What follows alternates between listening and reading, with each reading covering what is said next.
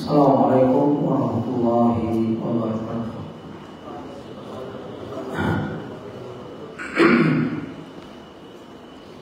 Alhamdulillah, hamdan katsiran thayyiban mubarakan fihi kama yuhibbu rabbuna wa yarda.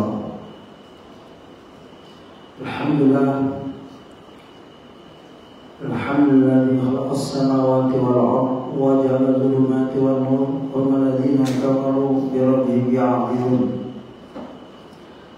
Ya ayyuhalladzina amanu taqullaha haqqa tuqatih wa la tamutunna illa wa antum muslimun.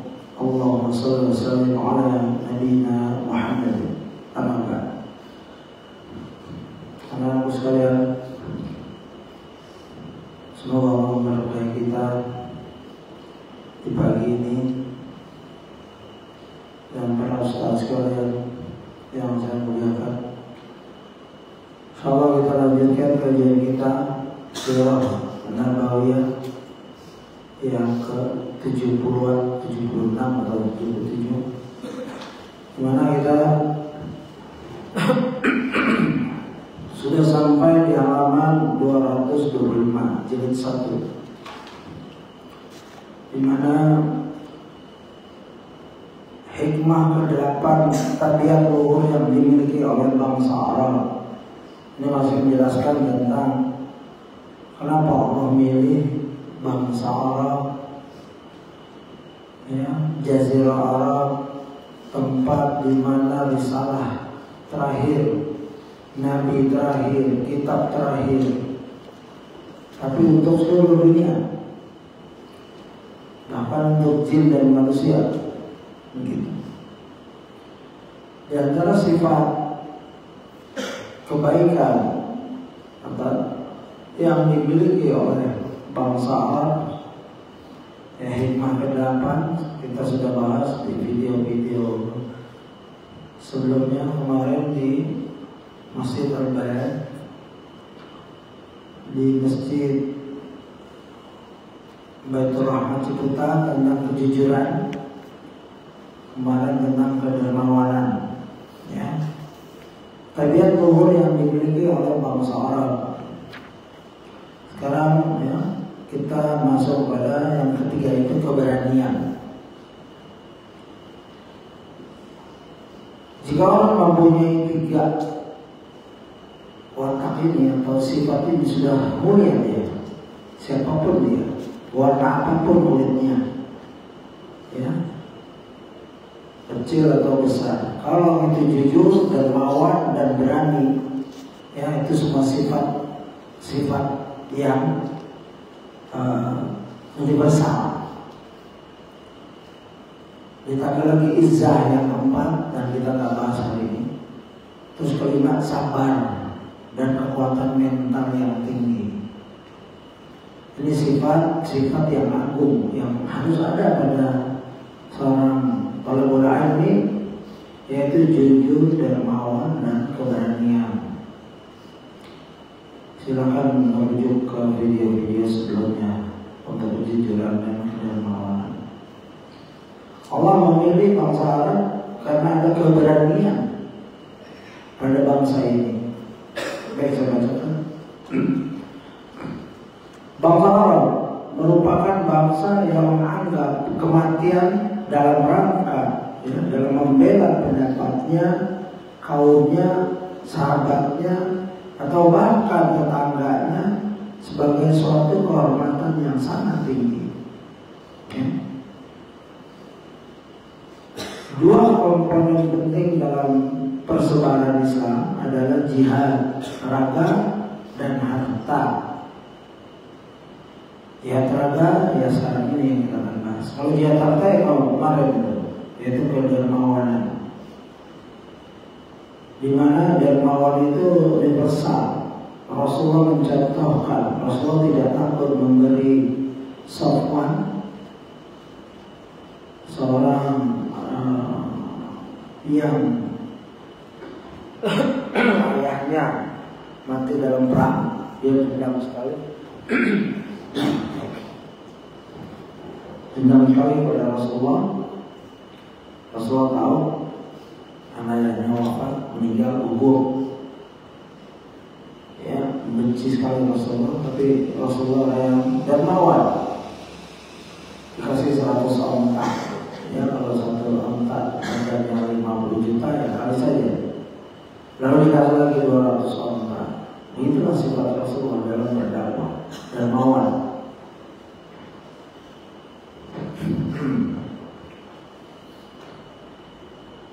Dan ada yang dikasih kambing penuh lembah yang dalam rangka berdakwah. Itu berdermawanan Rasulullah. Dan itu jihad dengan harta. Ya. Yang ayatnya kita ulang lagi. Alladzina amanu wa hajaru wa jahadu fi sabilillahi bi amwalihim wa anfusihim a'zamu darajatan 'inda Allah wa ulaika humul faizun. Orang-orang yang berhijrah dan berjihad di jalan Allah dengan harta-harta mereka dan jiwa-jiwa mereka.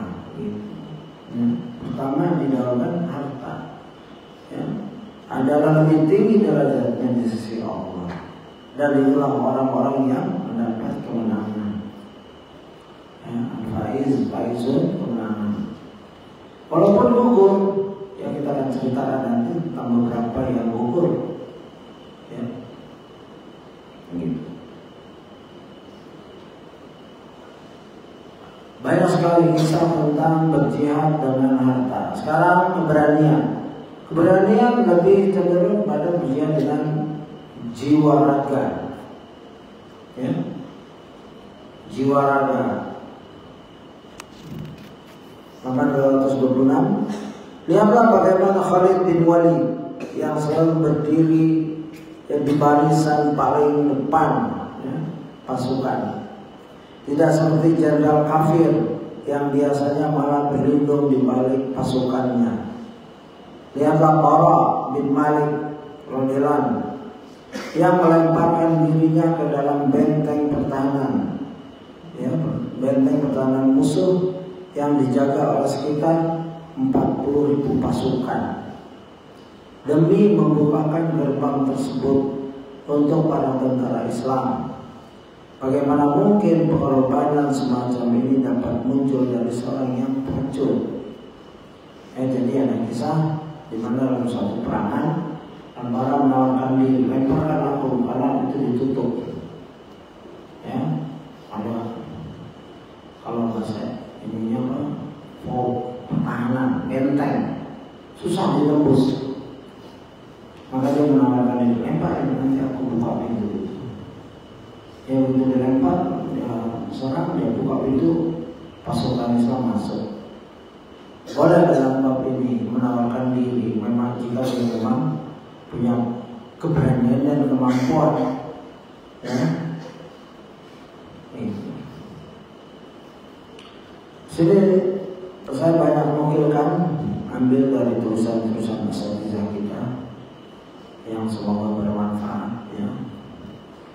Di mana kisah-kisah ini harus ada pada diri seorang anak muda. Ya. Bacaan seperti yang lebih banyak. Beranian Rasulullah SAW sudah kita lewatkan itu di halaman 65. Ya. Keberanian Rasulullah SAW di halaman 65, kalau bisa dilihat aplikasinya silakan. Anas bin Malik menuturkan, kana Nabiyyu sallallahu alaihi wasallam ahsanan nas wa asja'an nas wa ajwadan nas. Ya. Anas bin Malik mensifati Rasulullah orang yang paling berani. Ya. Dan orang yang paling baik, paling berani, paling dermawan, sudah paling ini, sudah gak ada kembali. Ya, paling baik, ya, ahsan ini, kalau ahsana isimnya isim af'ala, ya, af'al, Ahmad, ahsan, ajmal, ma ajmala, betapa indahnya, ya, begitu. Ahsanan nasa wa asja'a, ya, wa asja'a wa ajwada. Ini sudah superlatif dalam bahasa Inggris, sudah gak ada nama lain. Ya, kalau Inggris kan good, better, best. Ya, good, better, best. Kalau Arab tidak yang kedua. Hasan, ahsan. Ya, sudah paling. Ini hadis Al-Bukhari. Keberadaan Nabi Muhammad SAW, kita ulang pelajaran ini ada di video yang keberapa saya lupa. Keberadaan Nabi Muhammad SAW juga sebagaimana diriwayatkan oleh Ali bin Abi Thalib radhiyallahu anhu, yang kita tahu bahwa beliau pun orang yang sangat berani. Jadi kalau orang berani menyaksikan orang itu berani, maka beranilah orang itu. Tapi kalau orang penakut, semua orang isi bilang dia berani, dirinya penakut. Tapi kalau orang berani seperti Ali radhiyallahu anhu, siapa yang tidak kenal Ali radhiyallahu anhu, kisahnya banyak sekali. Ali bin Abi Thalib adalah salah seorang sahabat yang sangat pemberani. Dialah yang menjadi pahlawan ketika Nabi Muhammad SAW mau hijrah. Lalu Rasulullah menanya, siapa yang menggantikan aku? Rasulullah, Ali menawarkan diri untuk tidur di tempat Rasulullah karena rumahnya sedang dikepung oleh Rasulullah SAW. Ya, itu dibuka selimutnya Ali. Ya. Jadi menjadikan dirinya untuk dicincang, dibakar, begitu. Tuh orang pemberani. Bukan mudah.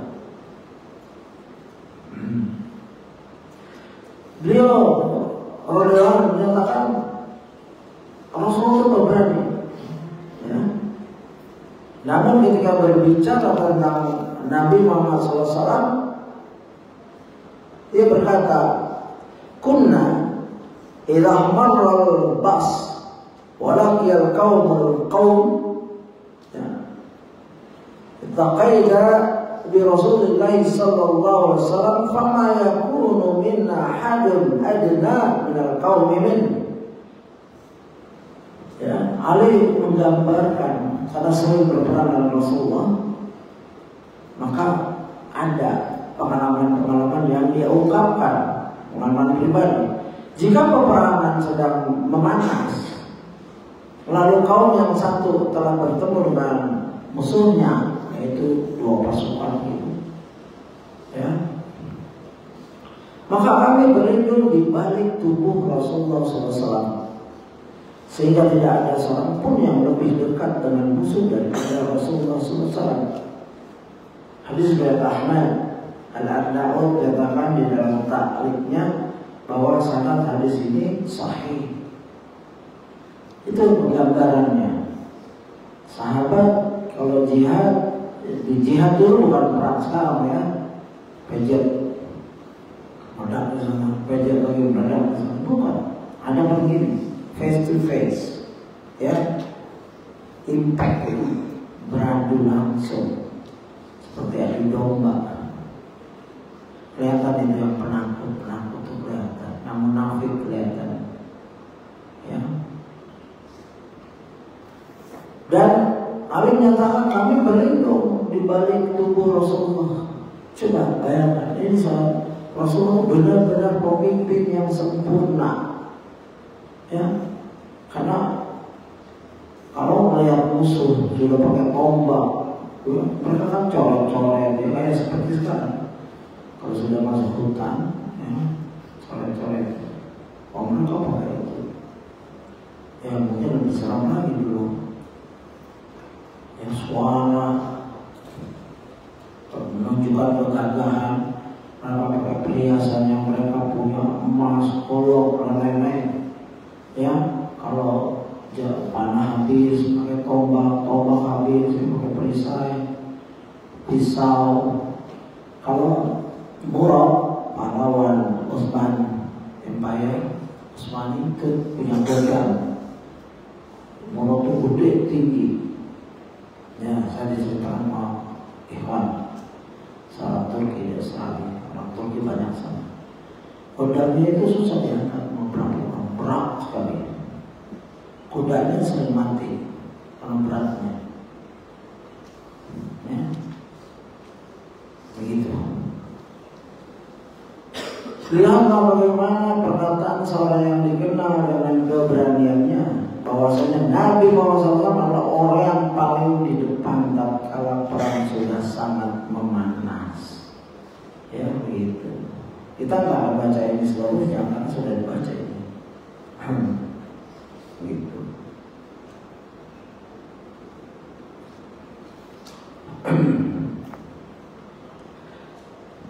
Para pejuang di perang Badar, ya. Para pejuang di perang Badar juga terkenal, ya. Sebagai nama-nama ahli Badar adalah Abdullah bin Utsman, Abu Bakar Siddiq, Umar bin Khattab, Al-Adawi, Utsman bin Affan, Al-Quraisy. Utsman tidak ikut perang, dan tidak berada di medan pertempuran, tapi Rasulullah SAW memberinya bagian dari harta rampasan. Kenapa? Karena beliau SAW memerintahkannya untuk menjaga putri beliau. Soalnya ini pasukan semua, nggak semua ikut perang. Dan yang ikut perang nggak semuanya megang alat senjata. Ada yang masak, ada yang menjaga-jaga, ada yang bagiannya syair, ada yang megang bendera, gitu. Nah, itu semua mujahid. Utsman di rumah, tapi dapat rampasan perang karena dia bagian dari tugas pimpinan. Ya, nanti pemimpin lihat tuh, oh ini lemah di musiknya, jaga laporannya, oh ini skillnya banyak nih, oh ini berani nih, dia akan di depan, begitu. Itu semua strategi perang namanya. Ya. Ali bin Abi Thalib, Iyas, Bilal, Hamzah, Hatib, dan lain-lain, banyak sekali perang Badar. Di sini di dalam perang Badar, sebelum perang biasanya ada yang disebut mubarazah. Mubarazah tahu, duel tahu, perang tanding, 1 lawan 1, 2 lawan 2. Ya, begitu. Setiap pasukan punya jagoannya itu. Biasanya sering ngebunuh ya. Yang benar, saya belum sempat cari berita tentang muhaddits Abdullah bin Mubarak, tapi saya sering baca itu. Beliau waktu perang dengan Roma, perang tanding, teman ditutup, gak ada yang tahu itu Nabi Mubarak. Beliau ahli hadis, beliau perang semua berapa orang. Ada orang Romawi bilang, siapa jagoan kamu, keluar. Ada berani. Ya. Kalau terkenal nih Romawi ini jagoannya bunuh orang Islamnya. Keluarlah 1 orang pakai ini, lawan mati, menang dia. Menang, datang lagi, naik lagi, masuk, maju lagi, mati, terus akhirnya selesai perang secara keseluruhan. Ada orang yang nyelidiki, ikuti siapa orang yang topeng itu menutup semuanya kecuali mata. Selidiki katanya Abdullah bin Mubarak, mujahid, muhaddis, mujahid, dermawan yang pernah mengkosin haji. Satu kampung datang haji, ya, nyerahkan uangnya ke Ibnu Mubarak, dikunci itu uangnya, disimpan oleh Ibnu Mubarak, mereka haji dengan uang Abdullah bin Mubarak. Bukan kayak sekarang haji. Itu ulama itu. Ulama kaya, berani, alim, ahli hadis. Jadi mubarazah duel, ya, perang tanding. Dalam perang Badar, Al-Kubra, Hamzah adalah pejuang terdepan dalam mubarazah, dalam duel. Ali radhiyallahu berkata, Utbah bin Rabi'ah maju. Nah, ini Utbah tokoh jahiliyah yang gagah, ya. Utbah bin Rabi'ah maju, kemudian diikuti oleh anak laki-laki dan saudaranya. Ia berseru, siapa yang akan maju tanding? Begitu. Pahlawan begitu, baik kafir atau muslim, apalagi muslim. Tantang.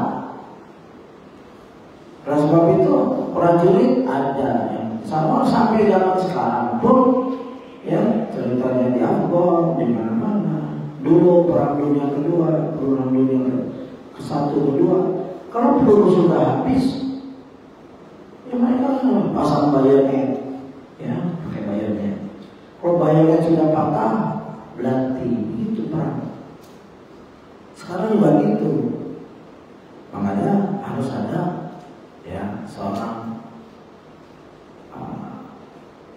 kalau boleh ini harus ada bela diri, yang dalam dakwah punya kekuatan. Yang harus bertahun-tahun, yang penting saja.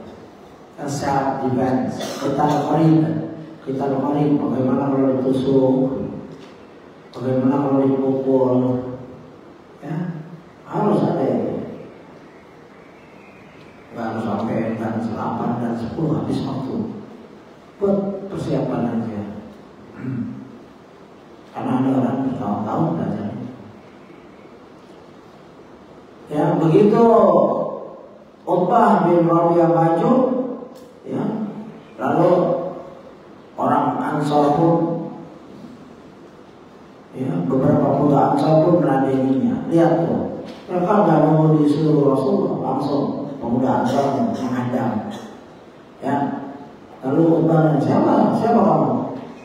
Mereka pun memberitahukan kami ini adalah ini. Utbah berkata, kami tidak ada urusan dengan kalian. Karena Utbah lagi nyari orang-orang Madinah muhajir. Kami tidak ada urusan dengan kamu. Kemudian Rasulullah melihat situasi seperti itu, langsung berdirilah Hamzah, Ali dan Ubadah bin Al-Harits, berdiri, begitu. Tunggu perintah boleh, inisiatif boleh. Ya, kalau tadi Ansar nunggu inisiatif dia, langsung kami maju. Kalau Ali dan lain-lain nunggu perintah, Hamzah nunggu perintah.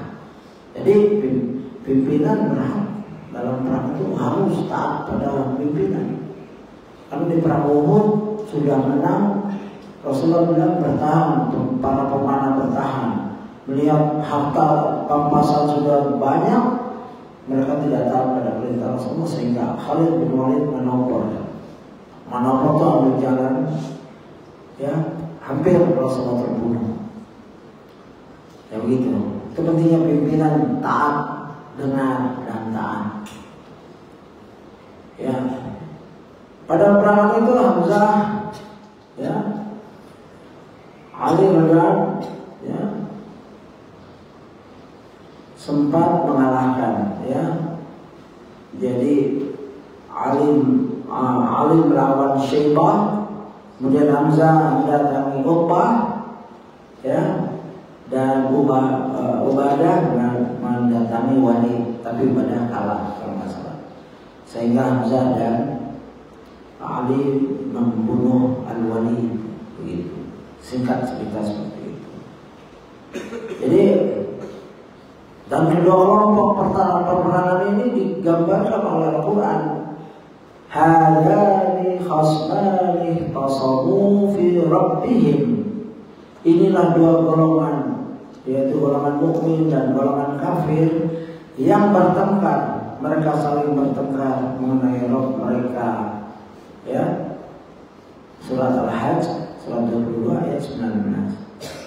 Abu Dzar radhiyallahu bersumpah bahwa ayat di atas turun berkenaan dengan orang-orang yang berduel dalam perang Badar, yaitu Hamzah, Ali, Ubaidah bin Al-Harits, Utbah bin Rabi'ah, Syaibah bin Rabi'ah, dan Al-Walid bin Utbah. Semua tercatat dalam sejarah. Bahkan berapa jumlahnya, jalannya perperangan, kuda yang ikut, kuda siapa saja, ya gitu. Administrasinya udah tertib. Dan kesaksian Abdurrahman bin Auf tentang Hamzah, ya, beliau adalah pemberani, lebih hebat dariku, kata kata Abdurrahman bin Auf. Dan pembunuh Hamzah dibunuh oleh Wahsy. Wahsy orang yang membunuh Hamzah. Ya, kita masyhur ini ceritanya. Ya, karena Wahsy adalah budak Zubair bin Mut'im, paman yang bernama Tuhaimah bin Ali terbunuh di perang Badar, yang dibunuh oleh Hamzah. Catat tuh, karena mereka saling kenal. Oh, yang bunuh ini begitu, bukan perang sekarang. Rudal jatuh, setelah berita baru tahu, oh kena temannya sendiri misalkan. Kalau mereka tahu saling kenal, oh ini bunuh ini, dicatat. Si Wahsy ini budak ingin merdeka.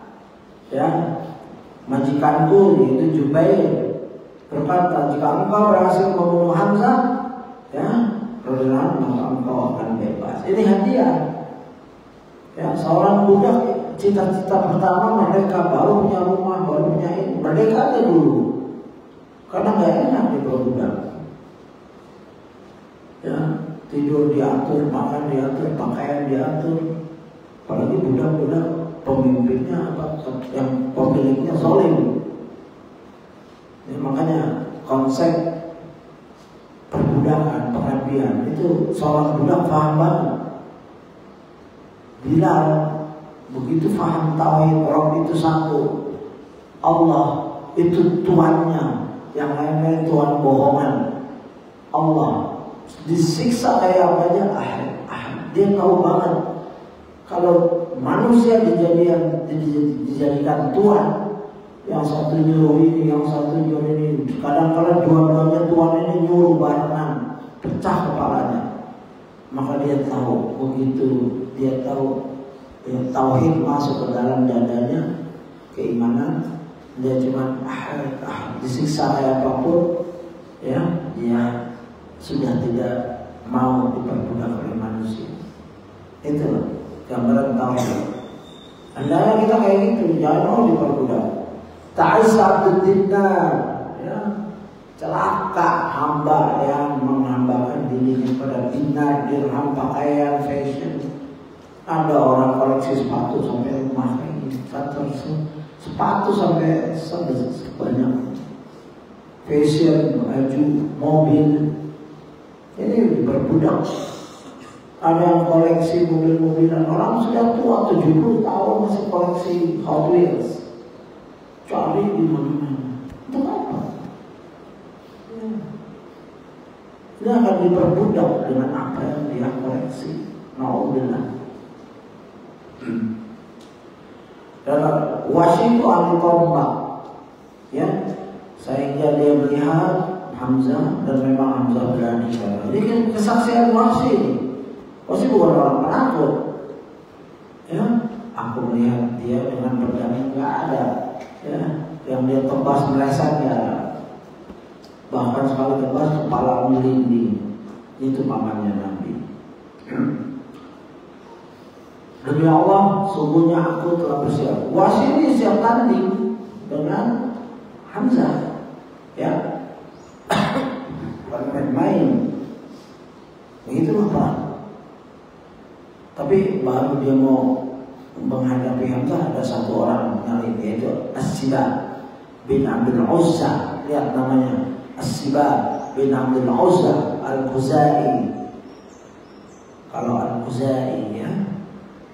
Tatkala Hamzah radhiyallahu melihatnya, Hamzah berkata, "Marilah, wahai anak wanita tukang hitam." Itu boleh meledek, ya. Ini untuk merendahkan dia.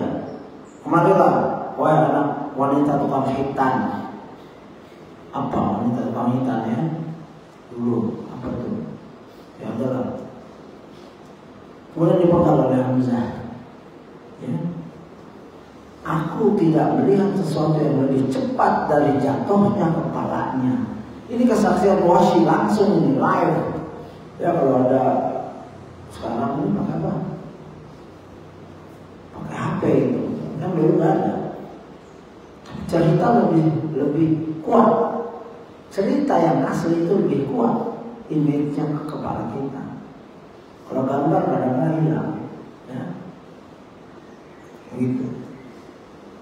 Sahabat Hamzah si pemberani ini Asadullah. Hamzah itu singanya Allah. Nah, kalau orang sudah mendapat julukan singa Allah, pada saat itu memang benar-benar singa Allah. Saifullah Khalid bin Walid, karena setiap engkau adalah Saifullah. Rasulullah yang kasih. Hamzah juga begitu, ya. Maka Wahsy menyiapkan tombaknya lalu menghujam, melemparkannya dan tepat di perutnya, ya, begitu.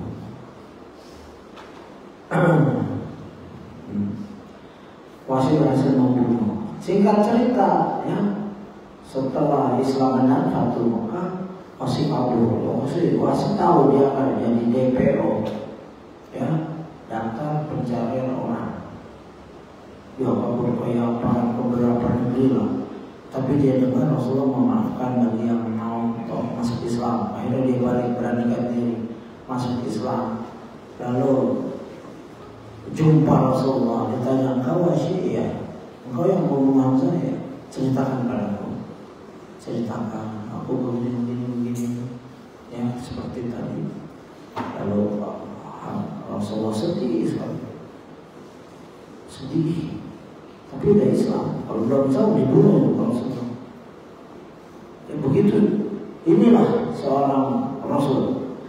Dia kesal sekali kepada yang membunuh pamannya yang paling dicintai, karena paman-paman yang lain tidak ada yang mau jadi Islam. Hamzah yang mau Islam, ya. Bisa dibayangkan betapa berat cobaan Rasulullah. Dia mampu, bukan tidak mampu. Semua kekuasaan di tangannya, ya. Kalau dia mau hancurkan ini, cincang-cincang dia, salib dia, bisa. Tapi karena dia sudah Islam, dimaafkan. Ya. Setelah cerita cara membunuhnya, kamu jangan pernah ada di hadapanku seperti itu. Artinya Wahsy selalu, ini Rasulullah, Wahsy cari jalan, ya.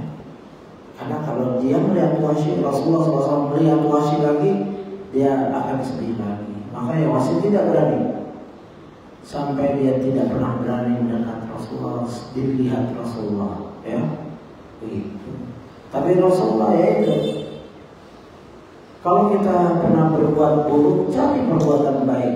Wahsy dengan tombaknya yang pernah membunuh Hamzah, dia membunuh Musailimah al-Kadzdzab. Ya, aku dulu membunuh orang yang paling baik.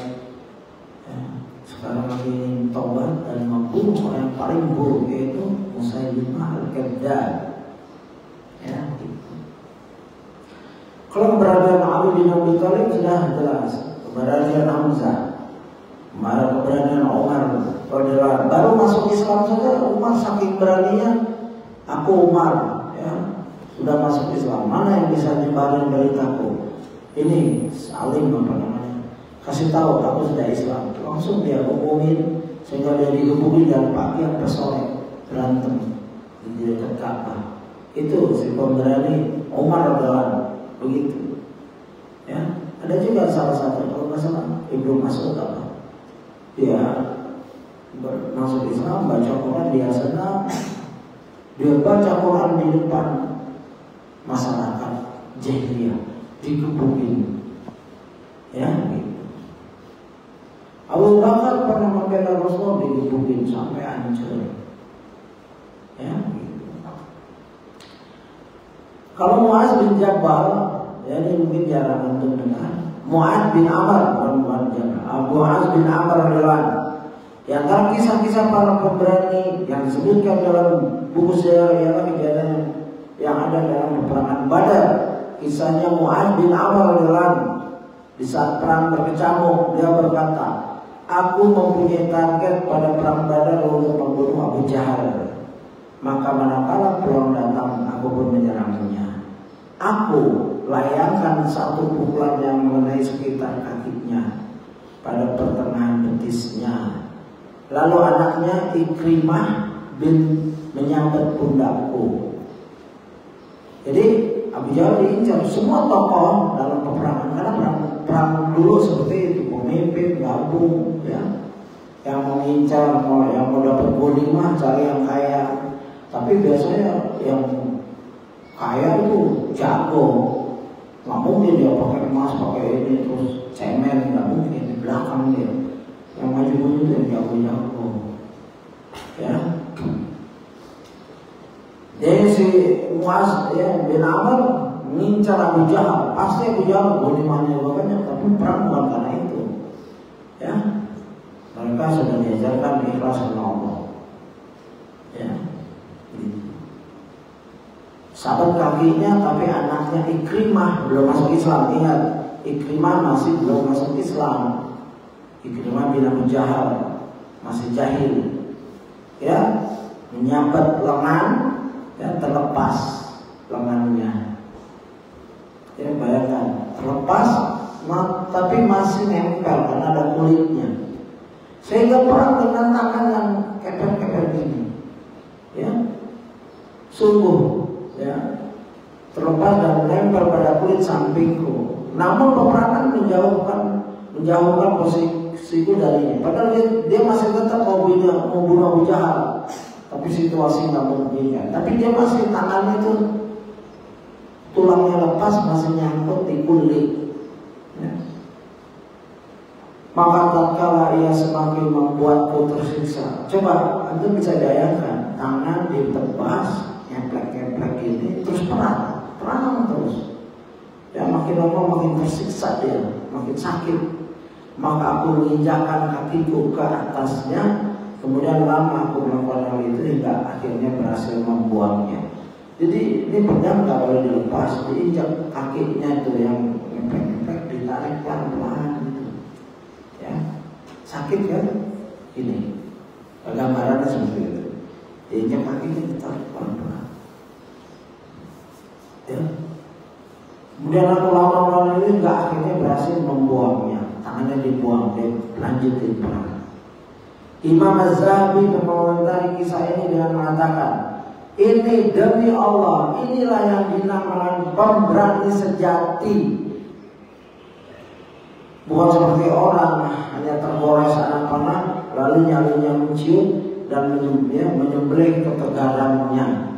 Baru sedikit kena anak panah langsung pucat, langsung ke belakang, langsung kabur ya, itu si pengecut. Kalau pemberani tidak, sebagaimana Ja'far ditebas kawannya pakai tangan kiri, ditebas lagi pakai lengan ya, memegang bendera, itu simbol ya gitu. Makanya Ibnu Amir Maktum yang buta pernah minta ikut perang, namun buta kalau saya ikut perang, aku akan membawa bendera, karena aku membawa bendera, aku tidak takut, nggak akan melihat musuh, maka dia akan maju terus. Yang sepakar yang diterima. Begitu. Ini kisah-kisah ini harus anak-anakku sekalian bersakti. Islam itu memberani, yang jadi penakut. Ya. Boleh jadi kejadian ini bisa menimpa siapa saja di masa depan. Allahu a'lam. Ya. Gitu. Pernah ditanyakan, ya ini masalah saya, pernah ditanyakan kepada Abdul Malik, siapakah orang yang paling berani dalam bait syairnya? Orang Arab biasa mengumpulkan syair-syair, kayu bersair, keberanian, kemuliaan dan lain-lain. Abdul Malik Khalifah kalau salah. Lalu ditanya, beliau menjawab, Abbas bin Murdas tatkala mengatakan, nah ini dengar ini, syair akan membangkitkan. Karena kadang-kadang perang syair, ya musuh punya penyair ulo, menghina Nabi dan lain-lain. Kalau Rasulullah punya, ya nanti waktunya itu. nanti dia balas saya, balas begitu. Nah, kalau sekarang mungkin pantun atau puisi. Apa yang disebut syair berani menurut Abdul Malik seorang Abbas bin Murdas tatkala mengatakan, kondisi terberat ialah ketika menghadapi pasukan yang bersenjata lengkap, namun aku tak peduli apakah aku mati di situ ataukah selamat darinya. Nah, ini puisi pemberani, itu Pak terjemahannya. Saya berusaha cari aslinya belum dapat ya, tapi melalui AI ada beberapa mendekati, bukan diwan. Ya, kalau syair kita cari diwan, misalkan diwan Asy-Syafi'i, diwan Mutanabi dan lain-lain. Kalau Anda mulai belajar balaghah itu ada itu kumpulan ya, diwan syair-syair jahiliyah, syair-syair Islam. Tapi ya ini sebagai penghibur yang mendekati saja. Ya, saya bacakan di sini.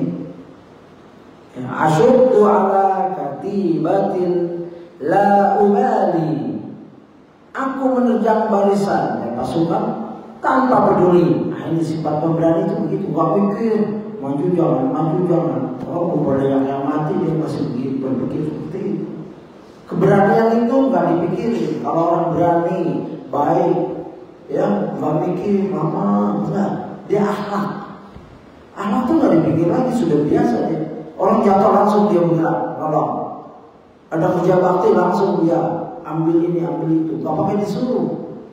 Kalau disuruh masih agak kurang gitu akhlaknya. Orang yang akhlaknya baik cepat dia, ya fastabiqul khairat, berlomba-lomba dia, ya. Ada yang zalimul nafsi, ada musta'in, pertengahan, dan ini yang cepat dalam kebaikan. Itu tingkatannya tinggi.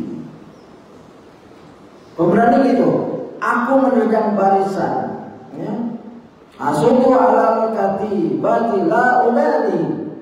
Aku menerjang barisan pasukan tanpa peduli dia mau bawa meriam, mau bawa gajah, aku gak peduli, ya begitu. Ahtafika nafiha amsiwaha. Apakah aku akan binasa di dalamnya atau selamat darinya? Tak kuhiraukan, ya. Coba dia udah mikir lagi, nanti kalau aku maju ditebas cacat seumur hidup atau mati, nanti ada pasang perang, mikir terus. Nggak ada lagi sudah. Sedang berkecamuk. Asli pemberani itu seperti itu, ya. Wali nafsun tatawakku ila ma'ali. Aku memiliki jiwa yang selalu rindu kepada kemuliaan. Biasanya orang berani karena dia paham kemuliaan. Orang jujur seperti Abu Sufyan, dia paham kemuliaan. Makanya ditanya Heraklius, dia nggak bohong tentang Nabi. Padahal Nabi itu musuhnya. Sampai dia datang ke Heraklius dalam rangka menjelekkan Nabi, menghancurkan Nabi Muhammad SAW. Tapi dia paham kemuliaan. Ya, ada qaul Imam Asy-Syafi'i, jika air itu merusak kemuliaanku, aku tidak akan minum. Imam Asy-Syafi'i itu ada pernyataannya seperti itu. Apalagi rokok, khamar, wanita yang merusak. Tinggalkan itu bagi orang-orang yang mulia. Tak pantas kalau berilmi memikirkan hal-hal itu. Tontonan-tontonan yang gak semenggah, ya, itu akan merusak kemuliaan kita. Ya. Aku memiliki jiwa yang selalu rindu kepada kemuliaan. Ya. Satataluhu au aballuha munaha. Dia akan hancur terkorban atau aku akan mengantarkannya meraih cita-citanya. Begitu, ya. Bagus sekali ini syair, ya. Ini yang bilang paham bahasa Arab silahkan diperdalam. Kalau orang Indonesia juga, setiap negara punya pahlawan. Dulu waktu saya usia kamu masih kecil, hafal itu. Saya puisinya Khairil Anwar, siapa yang hafal itu? Ini nggak ada pelajaran kayak gitu. Kalau kita hafal dulu, coba aku karya Khairil Anwar, kita naik di podium, begitu. Saya termasuk apa? Saya pernah juga, dididik, karena kita bangga dengan kemenangan Indonesia atas keberanian rakyat Indonesia, ya, dengan pertolongan Allah atas keberanian merdeka atau mati. Jangan sampai dijajah lagi. Waktu Belanda numpang dengan sekutu pemenang Perang Dunia Kedua, bayangkan, habis ngebom Jepang, mau balik lagi ke Indonesia. Kata ulama, tidak, lebih baik mati kalau kita dijajah lagi. Ya, sehingga pemuda bangkit. Coba lagi, ya, aku karya Khairil Anwar. Kalau sampai waktu, ya, aku mau tak seorang pun kan merayaku. Ini nggak bisa dibaca dengan santai, sebenarnya dengan intonasi yang tinggi ini. Namanya juga puisi. Tidak juga kau, itu tak perlu sedih-sedih itu. Biar peluru menembus kulitku, aku akan tetap meradang menerjang. Luka dan bisa ku bawa berlari hingga hilang pedih-pedih. Dan aku akan lebih tidak peduli. Aku ingin hidup 1000 tahun lagi. Kalau baca puisi emang harus dengan teks, walaupun hafal. Itu kaidah para sastrawan. Dan ini dikarang oleh seorang anak muda yang anti pemerintahan Belanda, ya. Dia ingin menunjukkan bahwa pemuda sudah benci dengan Belanda, Jepang dan lain-lain. Maka dia bikin puisi. Dia meninggal di Karet, dikuburkan di Karet Tengsin, di Karet Kubur, Jakarta. Orang Padang kalau nggak salah. Ya, saya ada. Setiap negara mempunyai itu, mempunyai pahlawan. Ya, karena kita sering membahas pahlawan Islam, ya, pahlawan Arab, banyak pahlawan Indonesia yang tidak, ya, tidak kalah beraninya dengan pahlawan Arab. Ya, saya akan cerita di sini mungkin beberapa kali tempat. Ini pengakuan tentara Belanda. Ada seorang tentara Indonesia masih muda ketangkap, disiksa, ditanya namanya nggak jawab. Ditanya resimen mana dan kelompok mana nggak jawab. Siapa komandan kamu nggak jawab. Sampai digantung, ya, kakinya di atas, palanya di bawah. Siap nanya nggak jawab, dilepas, jatuh kepalanya duluan. Masih hidup, tanya lagi, tarik lagi. Tanya siapa pemimpin kamu, divisi mana kamu, nggak jawab, dilepas. Ini cerita Belanda dan direkam, ada di medsos. Sampai orang Belanda ini, tentara Belanda nggak sanggup melihat dia pergi. Saya bilang, saya saksikan matanya itu galak sekali. Pemuda Indonesia menatap kami, ya, dan sampai terburai otaknya, berceceran. Nah, itu pemberani. Ya, semoga dia orang Islam dan semoga dia mendapatkan balasan jannah di sisi Allah. Ya, atas perjuangan mereka kita bisa belajar dengan tenang, maka bersyukur. Ya, dan niat menjadi pemberani, jangan jadi penakut. Latih diri, ya, keberanian dilatih, begitu. Ada dari kecil berberani, ada. Ya.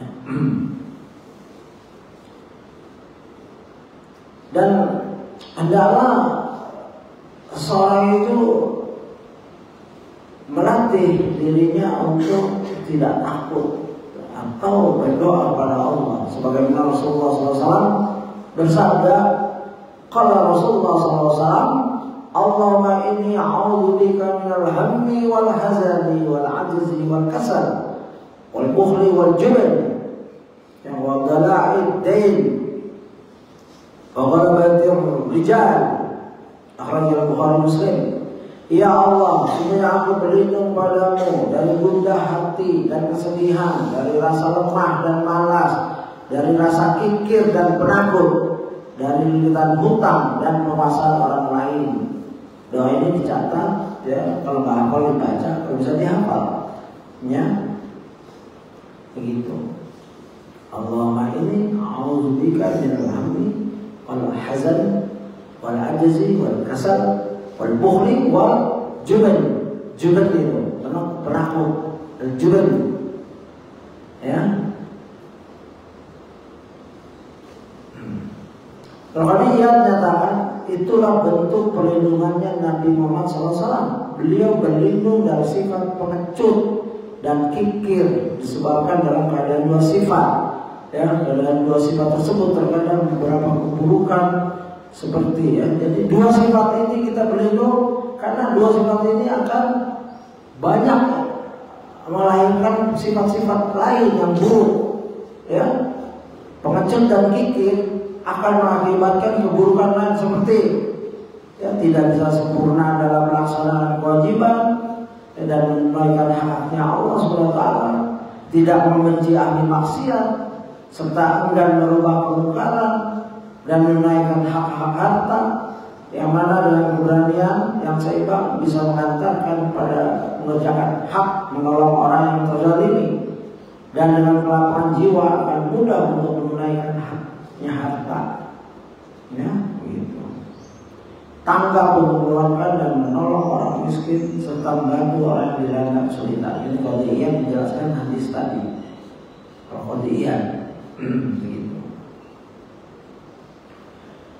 Di balik syair-syair keberanian, orang Arab juga mengutuk pengecut, si pengecut. Dengan syair-syair juga. Ya, kalau antum, naudzubillah, jangan sampai dikutuk seperti itu. Ya, saya ambil di sini dari tulisan seorang syekh. Abil amni tabdu fazzan syadidan wa idal harbu darat kal adara. Ya, kal adara. Kal adara. Apakah ketika aman engkau tampak kasar dan keras, berwibawa? Kalau aman dia berwibawa banget. Ya. Tapi ketika perang berkorban, engkau seperti gadis pimitan. Ya. Kalau di aman gini, wah paling galak, suaranya paling lantang. Begitu ada penyerangan, ya, lawan musuh, hatinya langsung kayak Hello Kitty, lembut. Nggak boleh kayak gitu. Sama waktu perang atau waktu damai. Itu dihina banget orang punya sifat seperti itu. Ya, ya banyak. Saya seperti itu banyak. Kita nggak akan ada waktu untuk mengumpulkan semuanya.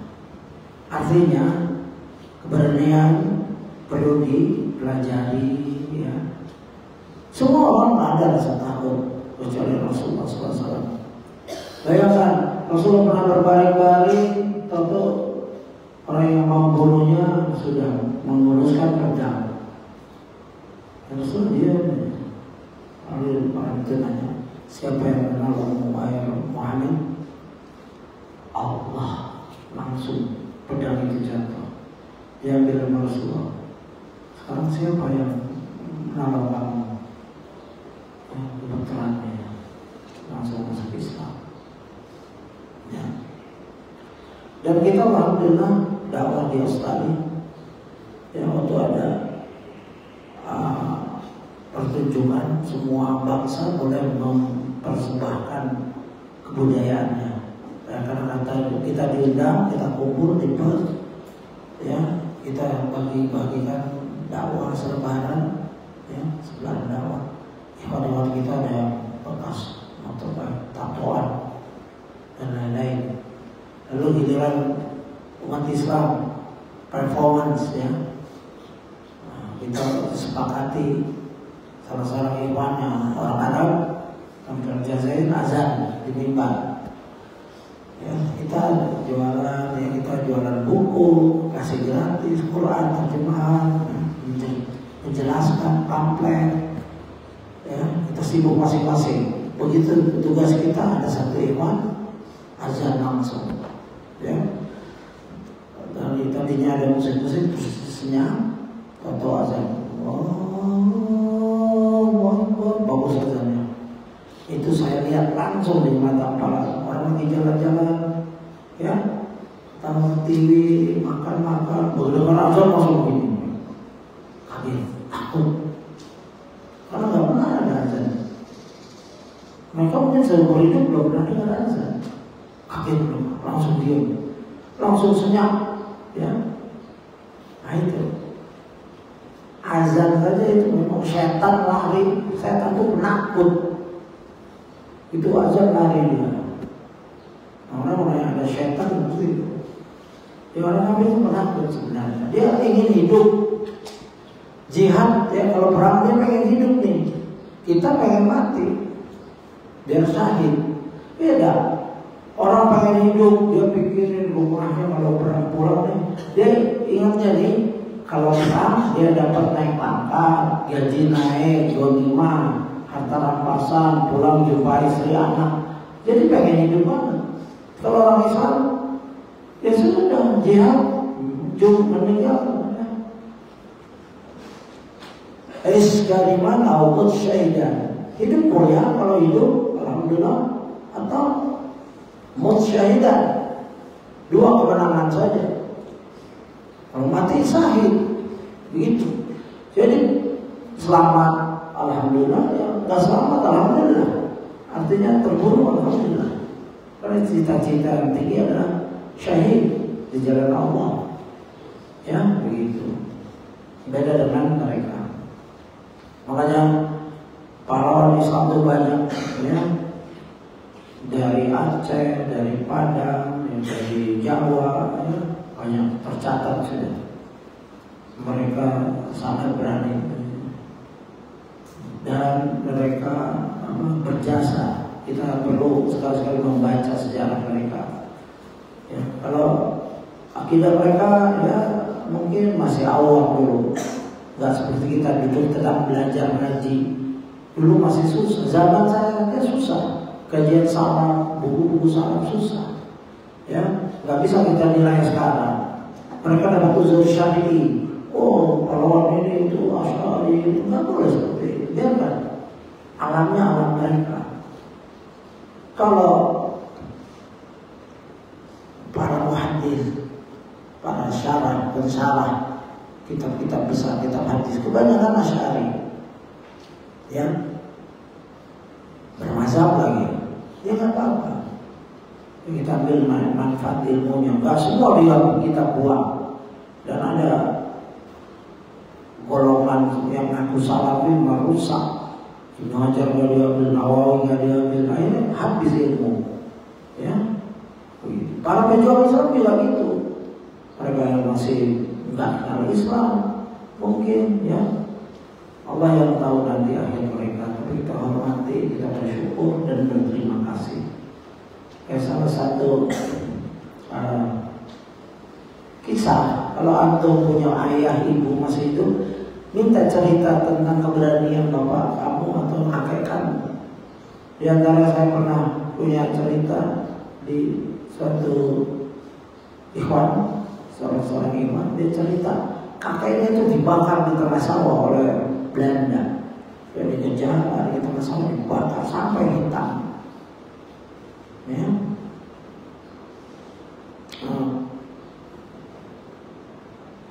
Kakek, bapak kakeknya Ustaz Samedjo ini cerita, masih ada rumahnya bolong-bolong. Dia menyimpan, kalau berjuang beliau menyimpan kakek bapaknya. Jadi apa itu? Kakek bapaknya. Nah, suatu saat dia menyimpan berjuang, ada satu orang belaga jadi gembel, lalu ditampung masuk situ. Katanya mata-mata itu. Kalau Belanda datang ke rumah itu, ya, kakek bapaknya mereka ini diinjak-injak sampai apa istilahnya kotoran yang masih muda itu, tai muda kalau bangsanya orang Jakarta bilang tai muda keluar dari mulut, keluar dari lubuk, dari mulut itu diinjak itu, tapi selamat. Ini cerita itu masih ada. Ya kita bangga, ya. Mereka kita pahlawan, alhamdulillah. Di antara pamannya lagi kat sini disetrum oleh Belanda. Itu bukan untuk kita jadi takut, berjuang nanti digituin. Jangan. Itu untuk menyemangatkan kita agar kalau kita menghadapi seperti itu ya siap. Ya, sebagaimana Hamzah ya dalam kisahnya dibuka. Tapi saya mau cari lagi tentang Hindu membelah dan memakan di luar itu kata ikhtilaf. Wallahu a'lam. Tapi memang di sumber-sumber yang sunnah menyebutkan itu. Sampai Rasulullah itu sedih, ya, lukanya banyak banget. Itu berjuang, ya. Jadi keberanian itu perlu dipupuk dan banyak baca-baca kisah ini, ya, agar bangkit.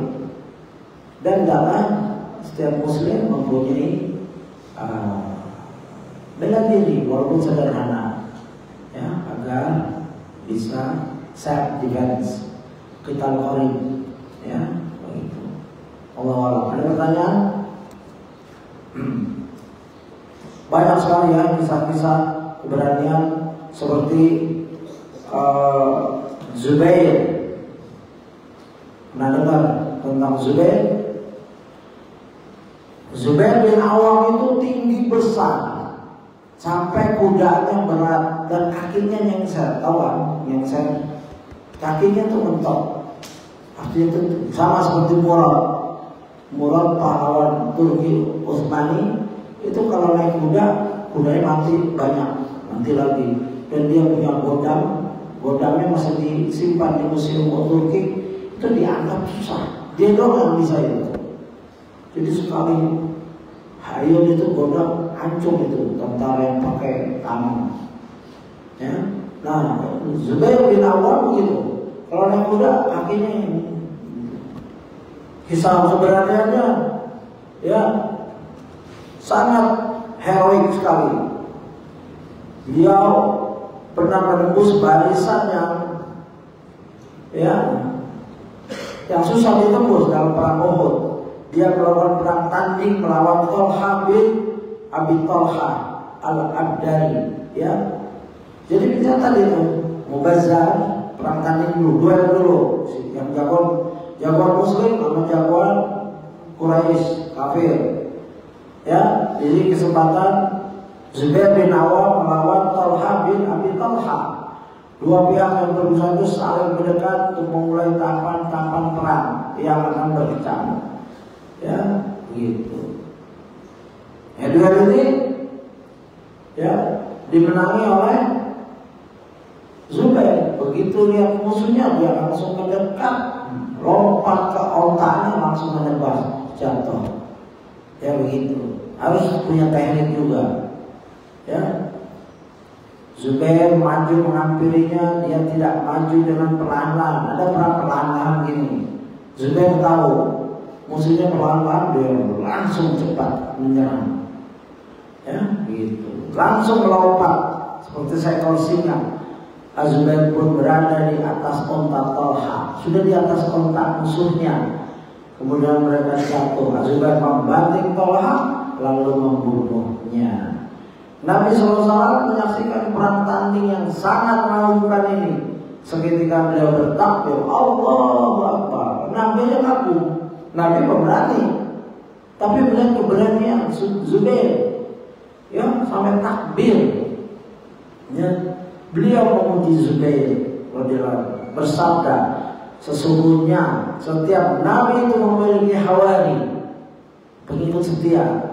Adapun pengikut setia aku adalah Zubair bin Awam. Ya, Rasulullah punya hawari, yaitu Zubair.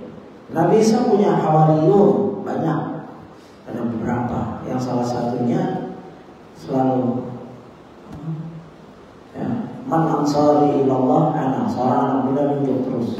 Siapa yang menolong Allah, agama Allah, aku. Tapi Aisyah bilang tidak, itu ya. Pengikut setia yang siap membela pimpinannya. Begitu. Wallahu a'lam. Semoga kisah-kisah ini bermanfaat untuk kita, untuk membina jiwa kita agar jangan jadi pengecut. Dan doa tadi dihafal kalau bisa. dibaca, disimpan, ditulis, dibaca. Yang minta mau Ustadznya nanti. Demikian saya mohon maaf jika mungkin melebar penjelasannya. Yang dari Ustadz sedikit sekali, ya. Jadi keperluan untuk kita semua. Subhanallah wa bihamdihi, asyhadu an la